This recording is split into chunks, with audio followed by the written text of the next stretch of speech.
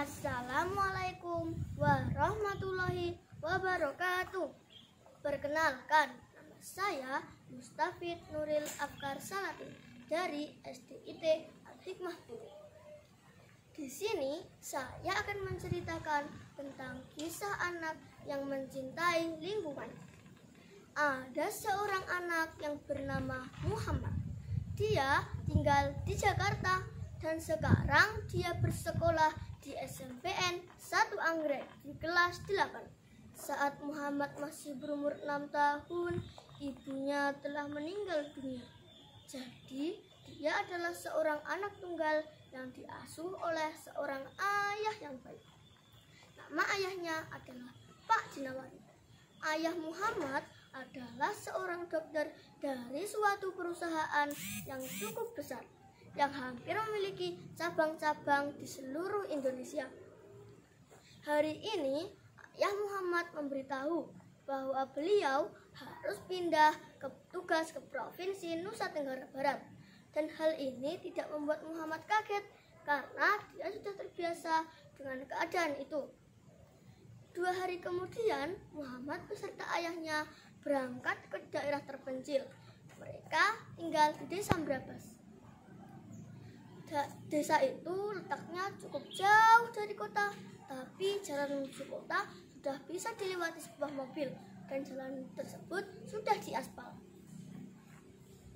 Saat ini Muhammad bersekolah di SMPN 1 Manila dan dia telah bertemu dengan seorang gadis remaja yang memang asli dari daerah tersebut. Namanya Khadijah. Baru 1 minggu Muhammad tinggal di desa itu, tetapi dia sudah merasa tidak betah tinggal di sana. Keadaan di Desa Brabas sangatlah buruk. Tidak ada pasokan air bersih. Memang di desa itu tidak ada sumber air bersih. Dan selain itu, tanah di sana hanya sebagian yang subur dan hanya ada beberapa pohon yang bisa tumbuh dengan baik. Apakah kalian tidak resah dengan keadaan di desa ini yang membuatku tidak nyaman untuk ditempati? Tanya Muhammad kepada Pak. Maaf kalau kami telah membuatmu tidak nyaman tinggal di sini, tetapi kami sudah bersyukur bisa mempunyai desa yang aman. Oh, bukan kalian yang membuatku tidak nyaman tinggal di sini, tetapi hanya saja keadaan di desa ini sangat berbeda dengan tempat-tempat yang pernah aku kunjungi sebelumnya. Maaf, aku tidak bermaksud menghina desa kecilmu, sahut Muhammad dengan perasaan tidak enak terhadap Khadijah. Tidak apa-apa kok, kamu ada benarnya juga. Sebenarnya ini semua gara-gara ada pertambangan batu bara ilegal yang letaknya tak jauh dari sini. Limbah dari pertambangan tersebut telah mencemari air sungai yang sebenarnya jernih dan membuat pohon-pohon di sebelah utara Desa Brabas menjadi tidak bisa tumbuh dengan baik. Sekarang Muhammad tahu asal-muasal ketidaksuburan dan tercemarnya air sungai yang ada di Desa Brabas.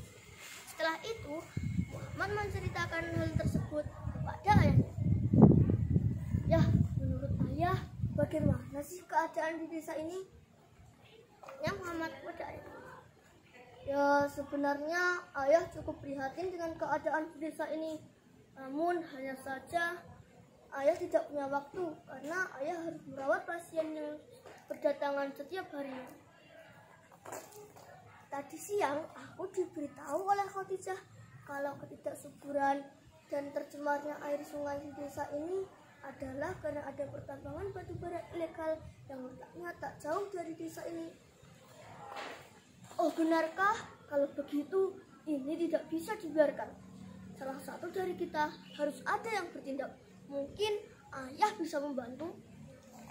Benar ya? Tanya Muhammad dengan wajah yang berseri.